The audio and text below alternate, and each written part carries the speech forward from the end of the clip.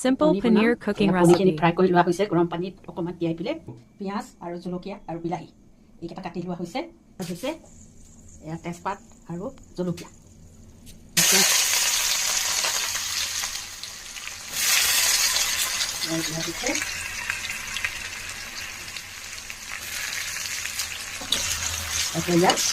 ভাজি লোৱা হৈছে দি দিছোঁ উল্টাকে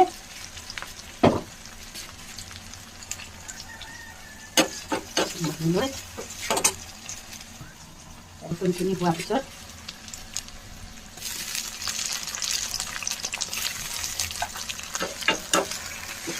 আৰু পিঁয়াজ হৈ গৈছে এয়া জলকীয়া আৰু টমেটো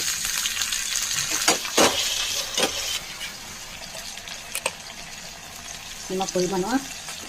আৰু 1 চামুচ বেছি নিদিওঁ এতিয়া ঘৰৰ মছলা এনেকুৱা আছে অকল ধনিয়া আৰু পিছত লাষ্টত অলপমান পনীৰ মছলা এইটো লাষ্টত দিম পনীৰ মছলাটো মই যেতিয়া পনীৰটো ভাজিম নহয় যেতিয়া নমাবৰ ওচৰত মই পনীৰ মছলাটো ব্যৱহাৰ কৰিম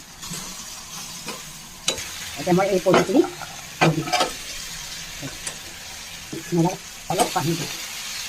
লাষ্টত নমোৱা সময়ত মই পনীৰ মছলা দিম এতিয়া পানী দিম ভজা অকণমান হৈ গৈছে এনেও ফ্ৰাই কৰা আছে পনীৰটো বেছি নিদিওঁ মাৰি দিলোঁ অলপ পিছত পনীৰ মছলা এতিয়া ৰেডি হৈ গ'ল পনীৰ ধুনীয়াকৈ ৰং কালাৰ এইটো মই এতিয়া দিম পনীৰ মছলা বেছি নিদিওঁ বেছি দিলে এনেকুৱা ধৰণৰ খানা চাবলৈ হ'লে মই আৰু বনাম আপোনালোকে ছাবস্ক্ৰাইব কৰিবলৈ নাপাহৰিব আৰু শ্বেয়াৰ কৰিব এতিয়া চাওক কি ধুনীয়া কালাৰ